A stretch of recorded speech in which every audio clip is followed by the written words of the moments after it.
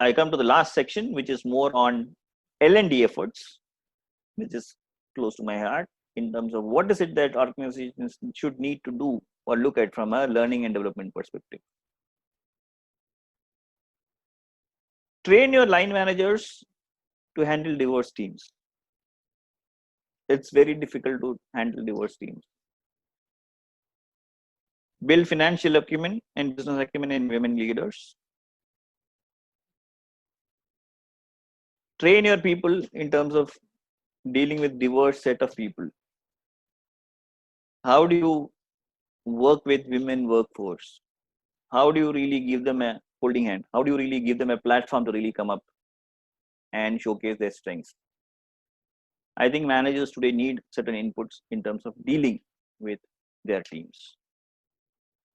How do you ensure work-life balance in your team? Last but not the least, how to provide support and flexibility, especially during these times of COVID. You need to support, openly communicate, and also give them that flexibility for them to really operate and bring the best. And I think all our managers today would require most of these trainings to be imparted to them to ensure that they provide an ecosystem which is more holistic and not just be restricted to certain policies and benefits which are provided to our women workforce. It's a puzzle.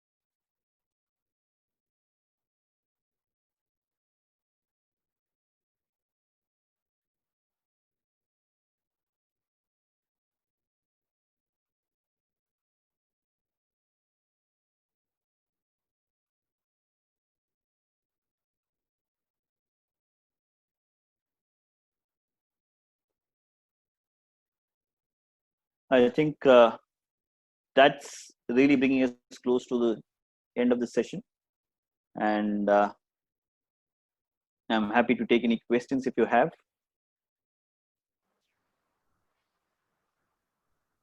I would like to invite the audience. Gender diversity, ladies first.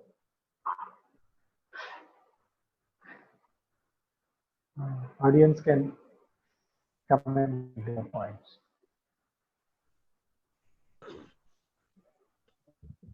Sir, this is PK Das.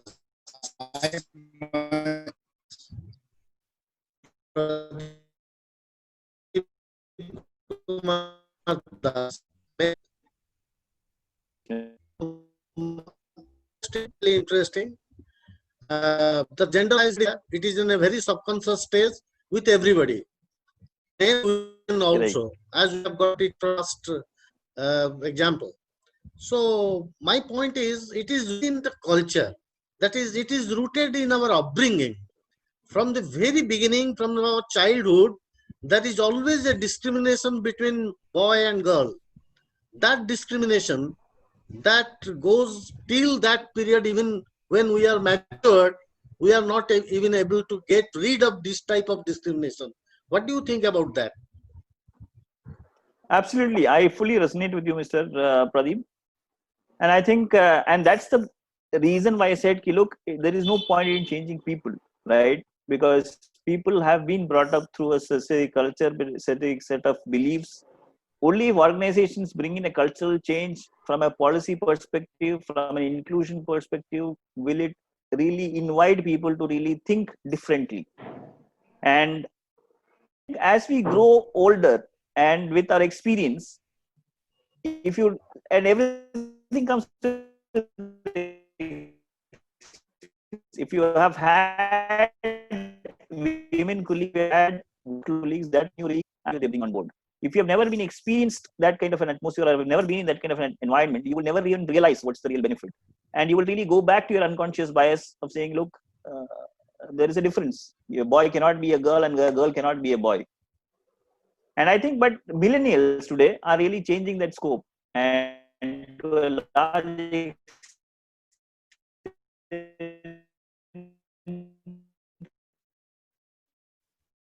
in May, you know that have to really think about and really be themselves. I think that's the crux of this. And for parents, I think the message is leave it to them, give the choice to them what they want to be and what they are. Be what parents would like them to be. Thank you. And absolutely, I see a comment from Padmavati which says he should start at home by mother and father. I do fully resonate with this statement. Everything rather begins with at home, and everything begins with. Hi, Manjit. Manjit, this is Lakshminaran from Chennai. Yeah. Yeah, I was part of a training program in Tishnapalli for the last IFL gold loan session, and I observed that. Great yeah, to be connected. Yeah. No, to talk during that time. I appreciate that your organization has taken steps in recruiting. I see a lot of girls coming for the training. They're all having that attitude of staying because they come from we want to bring an economical upliftment and only empowerment,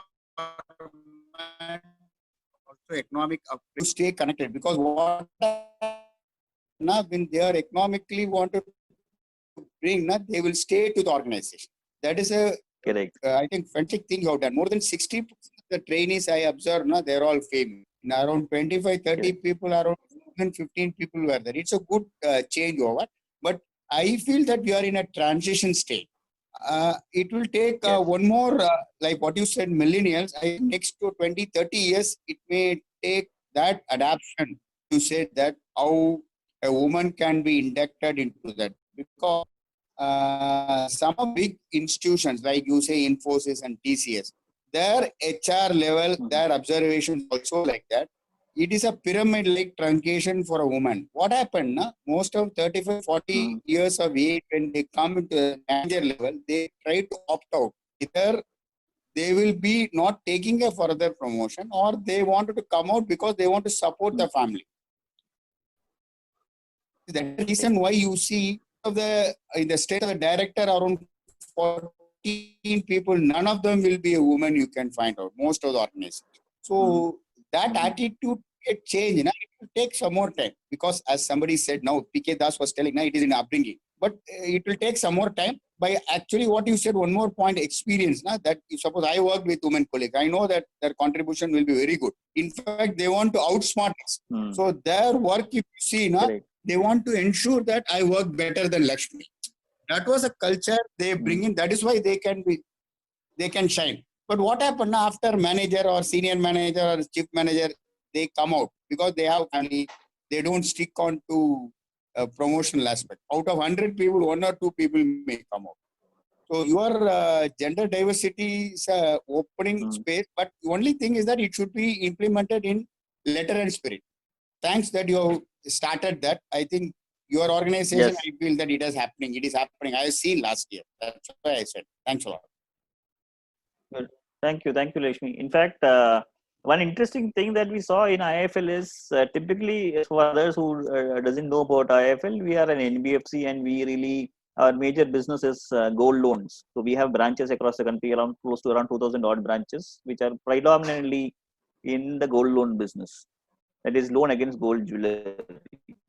And by nature business, branches may be highly secure, and the gold is really be capable of manning these branches, because there is high level of robbery, security threats, etc.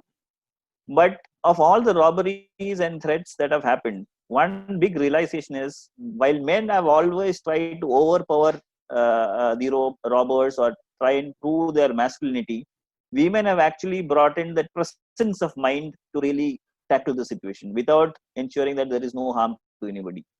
So they have ensured that they press the hooter button, they signal the security correctly, because it's not physical power anymore. It's more of mental agility, it's more of resilience, it's more of emotional stability that is required, even in organizations, not just in branches, but across organizations. That's really something which is the women employees and women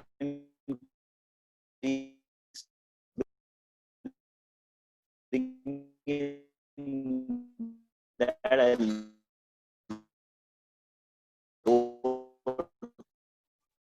lot more into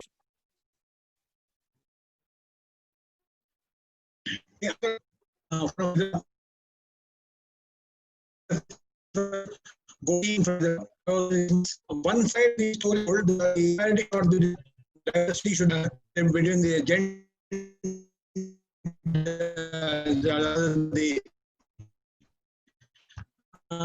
gender categories is the concern. The story is, I mean,